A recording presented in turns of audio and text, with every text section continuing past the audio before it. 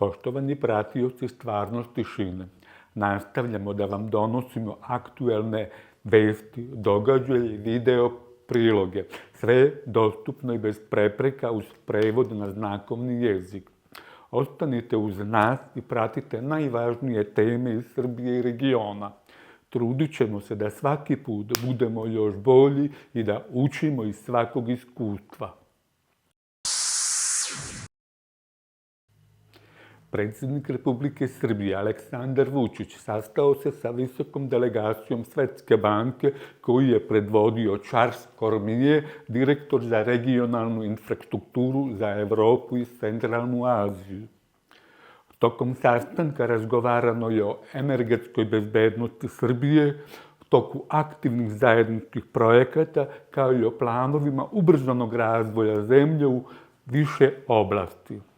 Posebna pažnja posvećena je izazovima sa kojima se energetski sektor suočava na globalnom i regionalnom nivou. Razgovarano je i o najnovijem izveštaju Svetske banke o Srbiji.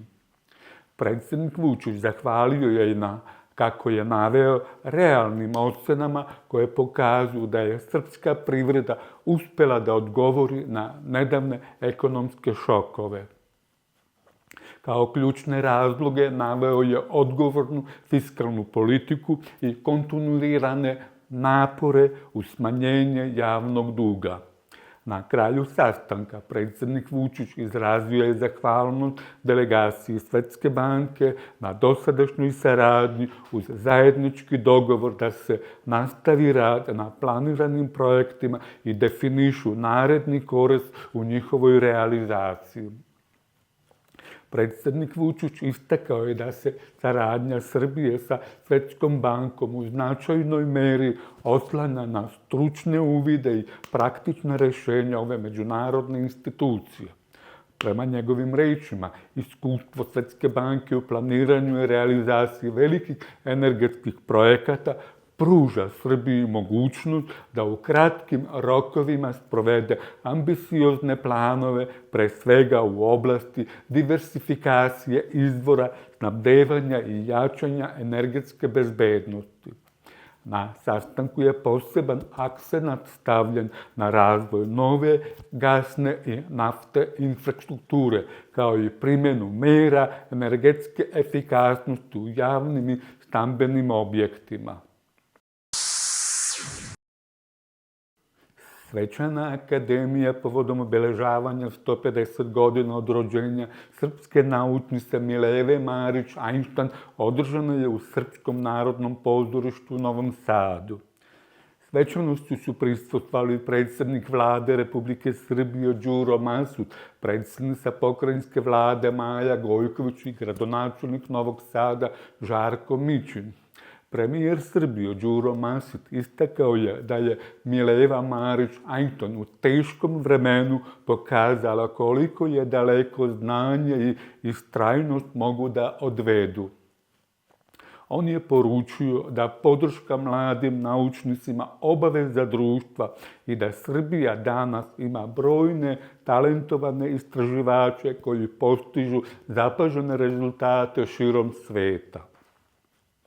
Predsjednica pokrajinske vlade Maja Gojković naglasila je da je Mileva Marić bila pionirka u vremenu koje nije bilo naklonjeno ženama u nauci.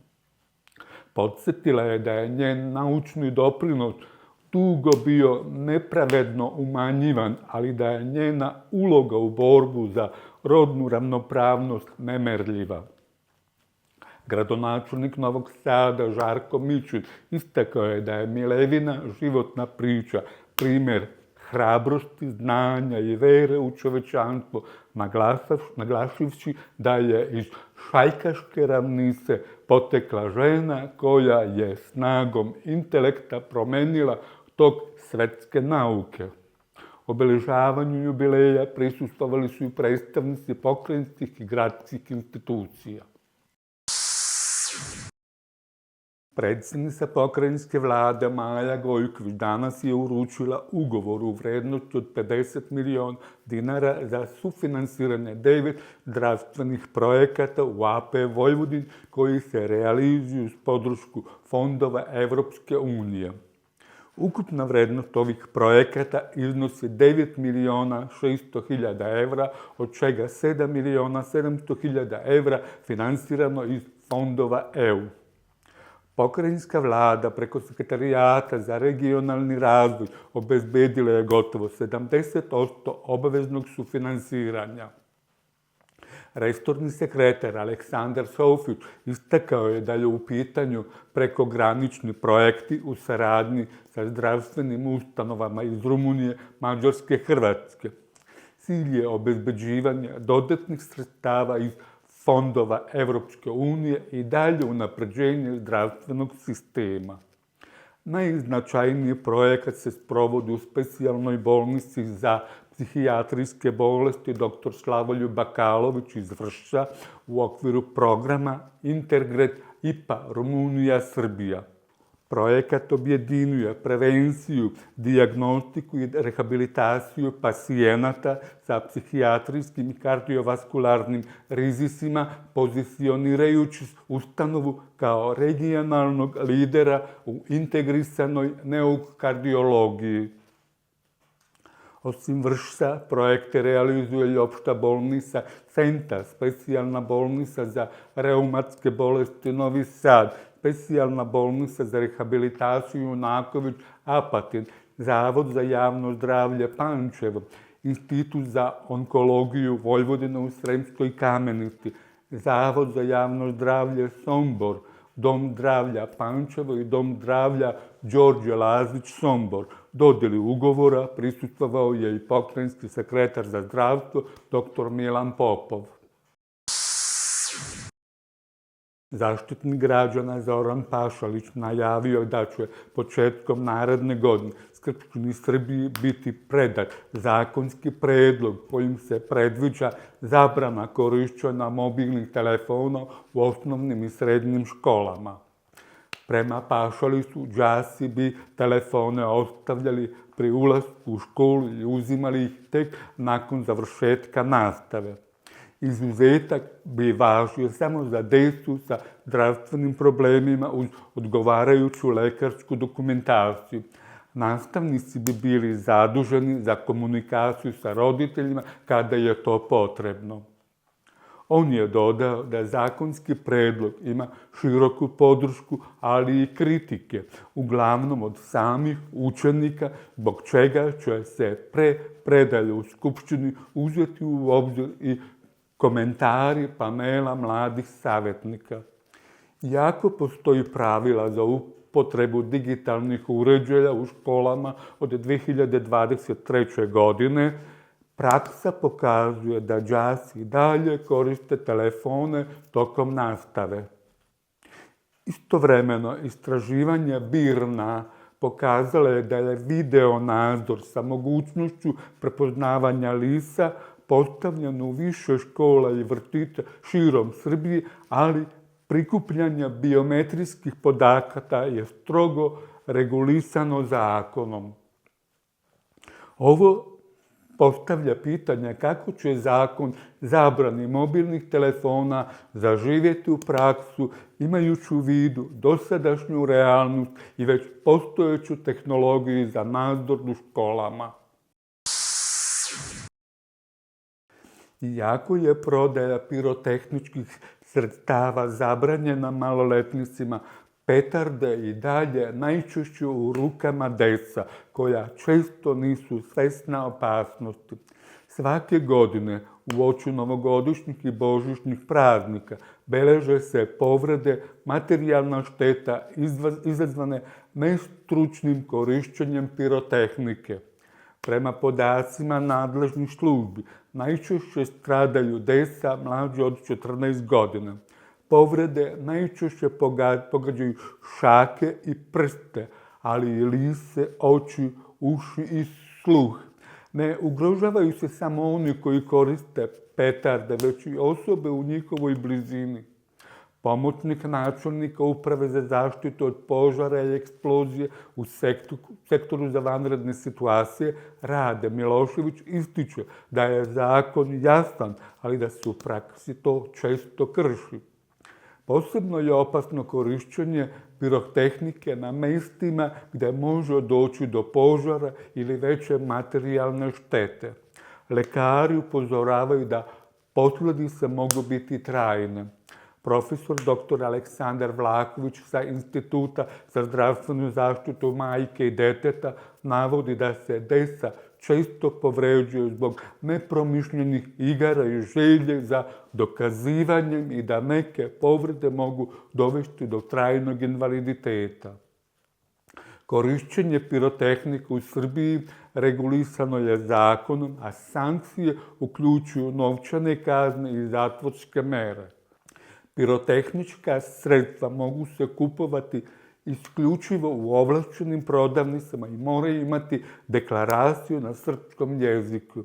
Iz MUP-a apeluju na roditelje i staratelje da ne kupuju pirotehniku deci i da praznik obeleže na bezbedan način, bez rizika po zdravlje ljudi, dece i životinja.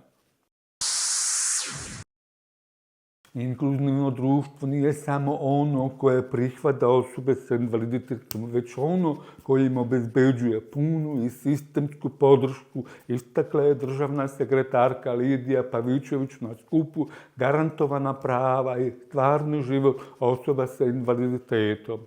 Ona je naglasila da je cilj Srbije da kroz dijalog unapređuje položaj osoba sa invaliditetom i da će se ovakvi susreti nastaviti širom zemlje.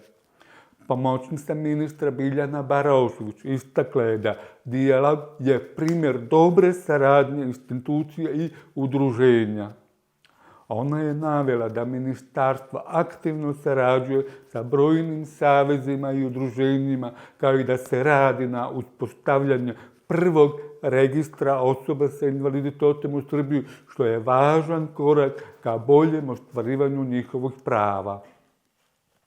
Baroševića je podsjetila da je usvojena nova 5-godišnja strategija za unapređenje položaja osoba sa invaliditetom za period od 2025. do 2030. godine, kao i akcioni plan do 2027. godine, koji su rađeni u partnerstvu sa samim osobama sa invaliditetom.